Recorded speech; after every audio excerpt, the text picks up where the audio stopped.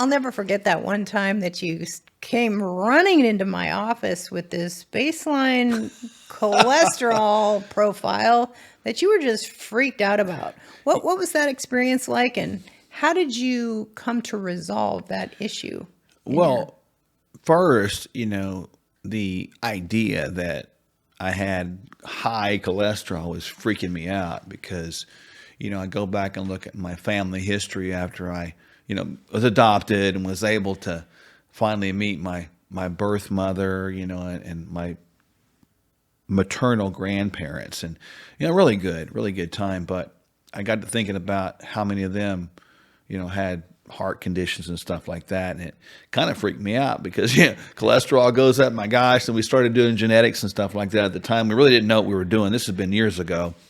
And it's like, yikes! Cholesterol is deemed as such a demon. Well, that's what we were told. Heart disease. Yeah, I thought, cholesterol causes heart disease. If high LDL goes up, you're gonna stroke out or die or whatever. And boy, when I started looking at it, I remember you taught me off the edge, so thank you. But really, I had it all wrong in a sense for a long time. That I thought that was a dilemma, that was an issue. But it turns out it's not really an issue at all. It's only partly an issue if certain things occur. And the fascinating thing for me is I got looking at the idea of cholesterol and heart disease and those tendencies and susceptibilities genetically in people's lives, starting with my own, right? I was thinking, oh gosh, I don't want that to happen. But I learned a lot of stuff. I learned that things weren't always as they seem and weren't always as we're taught. So that was kind of an awakening moment for me. Yeah, so when we find out that cholesterol is actually very essential for cellular membrane health, for all the cells in your body, and it's very essential to make sex steroids. So it's the precursor to all the sex steroids. So we have to understand not just the basics about this thing called LDL cholesterol. We have to go into detail to understand whether it's healthy or not, or whether it's toxic or not. Talk a little bit about particle size, particle number, and why would cholesterol possibly be toxic? Well, the interesting thing is a lot of people out there, they go run a cholesterol panel, and you know what I'm talking about. It's going to be like a HDL, LDL, triglycerides, total cholesterol, et cetera. It's pretty basic, and we're kind of told there's a good cholesterol, an HDL, and then a bad cholesterol, LDL. And if LDL is up, you probably want to take a drug to drive it down, and we typically want to see that thing less than 100. Well, that's not the whole story. In a nutshell, LDL stands for low density lipoprotein, and that protein actually carries that cholesterol or fat molecule through the body. Now, we need that, as you said, to fix the cell membranes, the edges of the cells. We need it to form things like testosterone, progesterone, estradiol, for ladies especially. And we need it for brain health. I want to be able to think. So if we willy-nilly at it and just go ahead and throw a drug at it and lower it down, what are we going to happen? We're going to dry up all those processes. That's it. And that's not really a good thing to do. So we have to really understand, what is it about that makes it go to a place where it can be labeled bad? When we talk about that, we're talking about particle size. And what alters the particle size? We get into the roots of nutrition. Yep. If we have the standard American diet and it's full of all the sugary things and all the oxidized oils, that is what begins to damage the LDL cholesterol particle size and makes it teeny tiny and toxic. Yeah, the best illustration, I'm big on these analogies to explain this, is how many of you out there maybe have a asphalt shingled roof, and if a storm comes by, you got to better fix it because the small particles, rain, water can get in there, can cause damage interior of the house, and it can long-term and short-term develop into various places. You can hit wood rot, wood damage, even mold, etc. The vascular wall is much like that too. So when we get it damaged, like a shingle comes off of that vascular wall and particles that are small get in there, that's what contributes to that thing called plaque.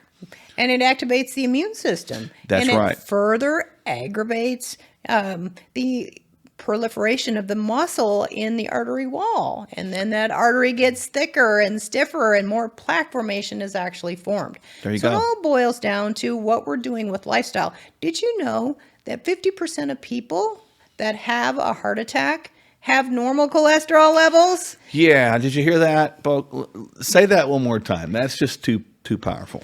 50% of people who have a heart attack or stroke have normal cholesterol levels. So there's another process that's at play there. What is that? Yeah, we have to think about checking the particle sizes in people. This is going to be something that would be known as a lipogram, or maybe a NMR, which stands for nuclear magnetic resonance. But the bottom line is it looks at the size of the particles. Big particles, Okay. no problemo. Small particles, Yikes. potential problems. So the same thing that creates the small particles is the same thing that causes the shingles to be lifted up in our vascular wall. That one thing that we do and are exposed to, all of us, every single day. Standard American diet. So, and then of course at the root of that is going to be inflammation. Yep. And if 50% of the population has normal cholesterol levels, it's got to be inflammation that's also at the root, coming from the food that we eat that damages cholesterol, and it also damages the endothelial lining. So what's the remedy to Wow. this? It's like, we don't want to depend on that basic lab to tell us the story. Nope. We want to get the right labs and figure out what's causing this. And so if you're out there and you feel kind of goofy and messed up and misled like I did, you might want to reach out to us, and we can run those panels and we can help you out, and we can get those particles big again, which is really cool, and eliminate the risk of heart disease. So cholesterol doesn't have to become a dilemma, problem, or confusing subject like it did in my life. And we'll give you a mega dose of hope to live a long life with high quality.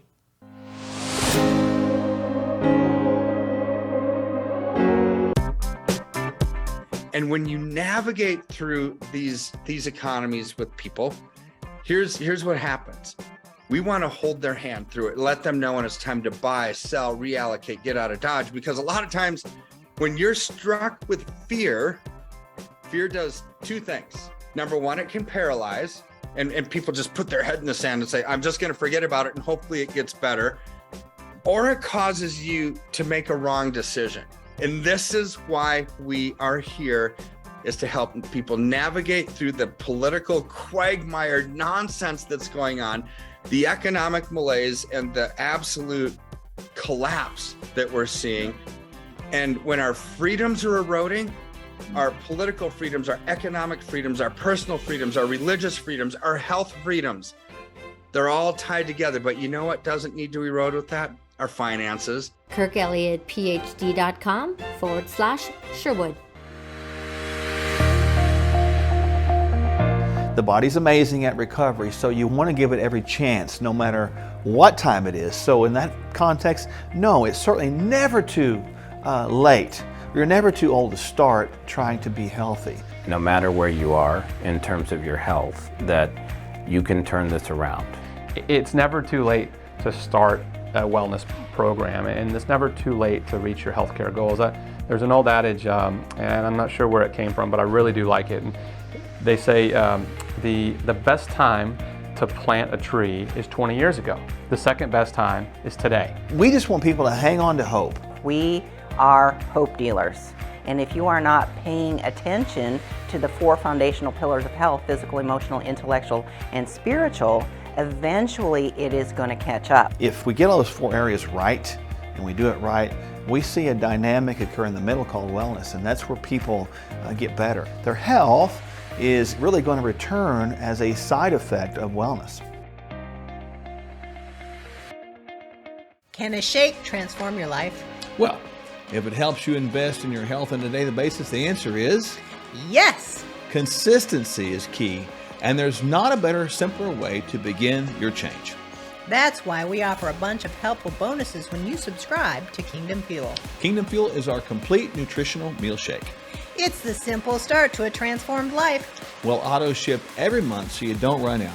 You'll receive 2 free shaker cups, free access to our video courses, and a monthly call with us filled with practical inspiration. Just see the link below or on your screen and subscribe today.